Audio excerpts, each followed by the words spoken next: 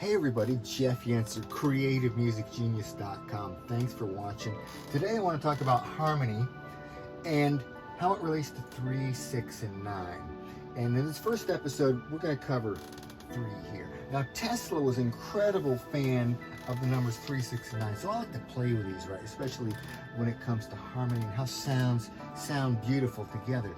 So, chords are based on thirds. Most chords are based on thirds, right? So what's a third?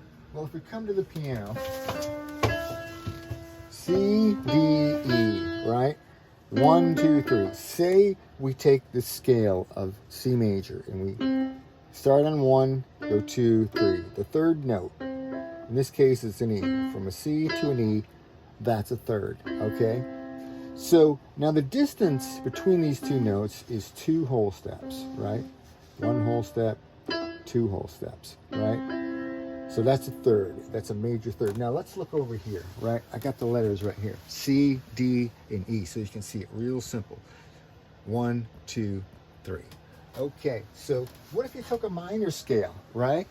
And went C, D, E flat, which is the note in the minor scale, right? Check it out over here. If we take our floating flat and it flies over here next to the E, we get C, D, and E flat, right?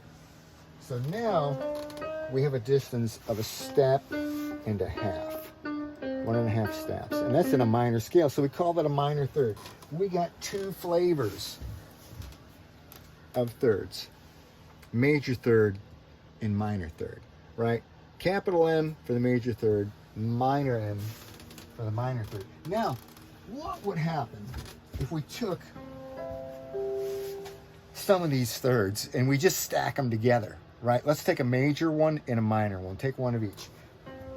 That's our major third. Now we go another step and a half and we land on that G right there. So we just stacked a major and a minor and we got a triad, the most basic fundamental kind of chord. What if we just switch them, right? Let's do the minor third first and then the major third. We still end up on the G, but now we got a C minor. Okay, what if we just kept going? Okay, so let's go back to the C and let's add a minor third. Okay, so we'll go from here, we'll go a step and a half. We got that right there. Now that's a C7. C with a just plain old 7 after it. Okay, that's how you would spell it if you were playing music. Now what would happen if instead we took that C and we added a major third to the end? We'd end up with that major 7. It doesn't have kind of a sweet tone to it. Notice how these chords sound. That's really the important part. What do they sound like? And when you want to create a sound, which kind of chord would you go for? Right? We can do the same thing with minor 7th and the minor major 7th chord, okay? Now you could keep going. If we go to that C and we say we go to that, we start there, we add another third, a major third on top, we get a C9, right? We could even leave, what if I leave the 7th out? That would be a C add 9, right?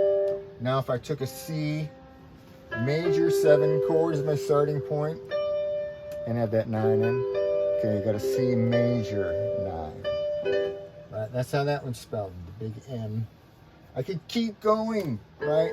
If I took, say I went back to the C7th with the 9th, I could go to the 11th, right? I could even keep going down and go to the 13th. Okay, so you can do this all over. I'm not going to go into detail on every one, but you see how you just take thirds and you just start stacking them together and you get all these different chords, right? If I took 2 minor thirds, put them together, I get a C diminished chord, right? If I took 2 major thirds together, I get a C augment, right? So we can play with this on and fill in the details, but you get the idea. Play with thirds in your music. When you're creating music, play with thirds and stack them together and mix them up. And if you know where the thirds are, you can pretty much figure out the rest of music. It's like a basic framework, right? So in the next episode, we'll go to 6 and We'll see you there. Jeff Yenser, creativemusicgenius.com. Thanks for watching.